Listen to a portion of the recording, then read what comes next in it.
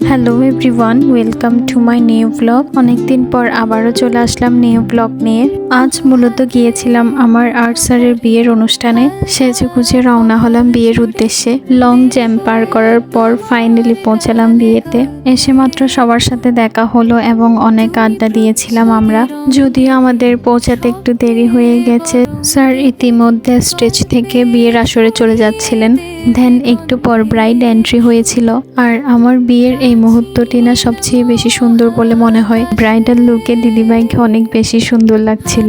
দেন একটু পর আমরা সবাই মিলে গ্রুপ পিক নিচ্ছিলাম এবং সবাই মিলে খাওয়া দাওয়ার জন্য গিয়েছি। দেন খাওয়া দাওয়া শেষ করে সবাই একটু মিষ্টি মুখ করছিলাম, যদিও আমার স্পেশালি পায়েসটা বেশি ভালো লেগেছে।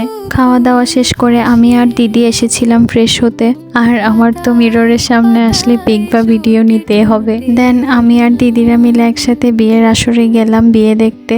স্যারের জীবনের এই সুন্দর পথ চলার সাক্ষী হতে পেরে আমাদের ভীষণ ভালো লাগছিল।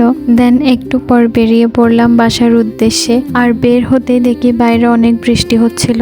আর বৃষ্টির তীব্রতা এত বেশি ছিল যে কেউই বের হতে পারছিলাম না। অবশেষে কোনো রকমে একটা রিক্সা পেয়েছি, তবে ততক্ষণে ভিজে একাকার অবস্থা আমার। আমাকে নিতে ভাই এসেছিল, যদিও দুইজনই ভিজে অবস্থা শেষ আমাদের। আর এখানে সবচেয়ে বড় কথা হচ্ছে মায়ের শাড়িটার অবস্থা আমি 12টা বাজিয়েছি।